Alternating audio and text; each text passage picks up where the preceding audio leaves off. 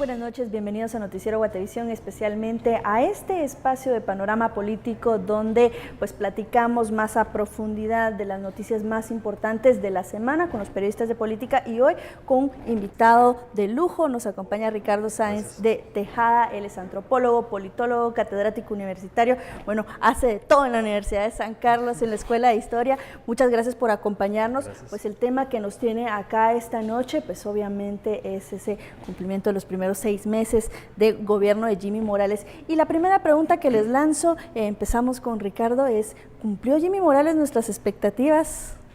¿Las llenó en estos 6 meses? Yo creo que es problemático responder esa pregunta, porque las expectativas, me parece, eran diferenciadas.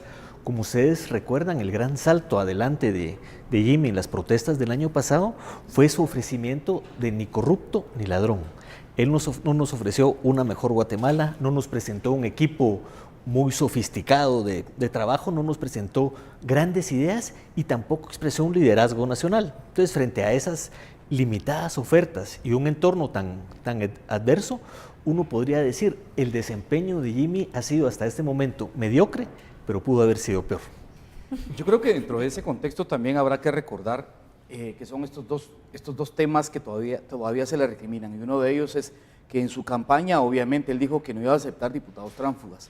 Eso fue algo que a los primeros meses de su gestión pues ya se empezó a desmoronar y bueno, tuvo un pequeño altercado con su partido y empezaron a aceptar diputados para poder fortalecer esa bancada. Y la otra fue sus nexos con la facción militar, que él dijo que en ningún momento su partido estaba integrado por la gente de Avemilgua.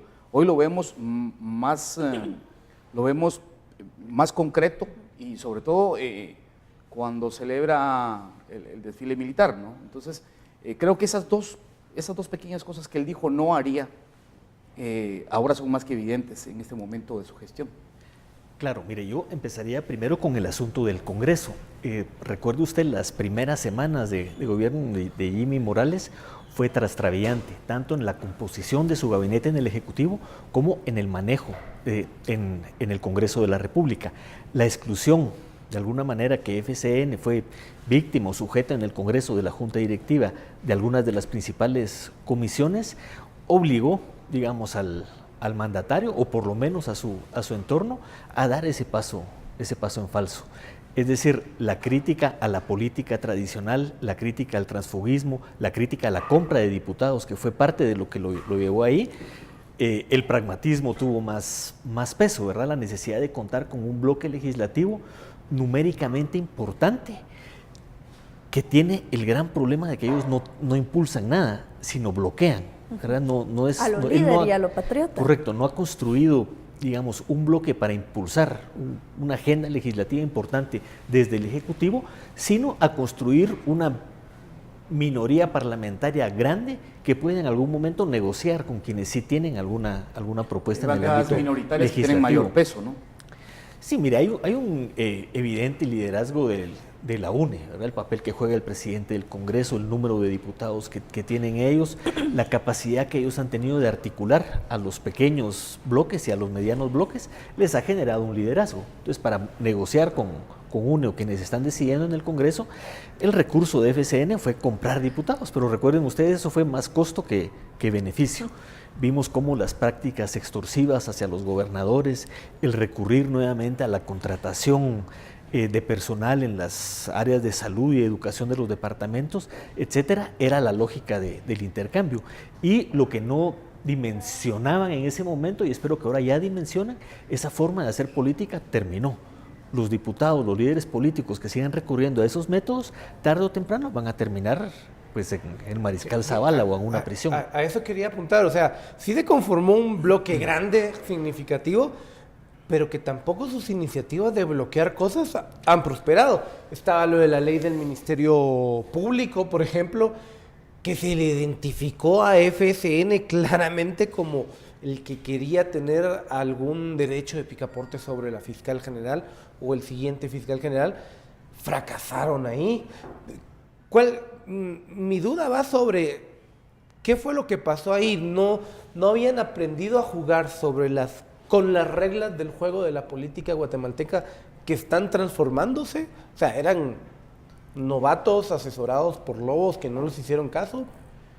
Mire, puede ser los dos fenómenos. El bloque electo por los guatemaltecos de FCN era reducido, me parece que solo uno de los integrantes tenía experiencia como diputado, y al coaligarse, digamos, con estos diputados tránsfugas, pues estos intentaron pues involucrar al FCN en las viejas formas de hacer la negociación en el Congreso, que ya no funcionan. Y que terminaron perdiendo. Y por el otro lado, en las leyes estratégicas como la del Ministerio Público, como la de la SAT que se está discutiendo, recuérdense que no son exclusivamente actores parlamentarios quienes están influyendo en ese debate, sino hay actores con mucho poder propio, digamos, quienes influyen en los procesos legislativos, como probablemente nunca antes en la historia de Guatemala. A ver, pareciera, solo quisiera, siempre que estamos en este tema, pareciera que a Jimmy Morales le ha ayudado el hecho de que está un Ministerio Público fortalecido y la Comisión Internacional contra la Impunidad en Guatemala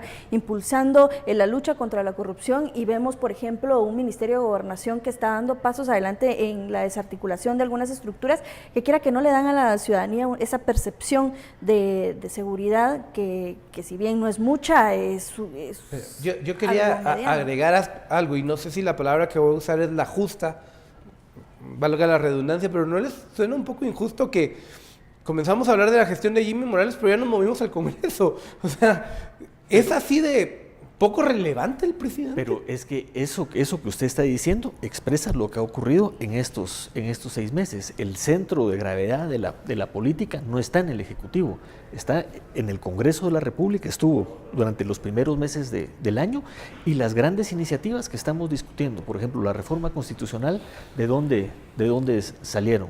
¿De dónde emergieron? De Ministerio Entonces, Público. efectivamente, el presidente Morales no ha tenido hasta ese momento grandes iniciativas. Yo creo que el esfuerzo, lo que está haciendo en torno a la reforma electoral es como tratar de liderar algo.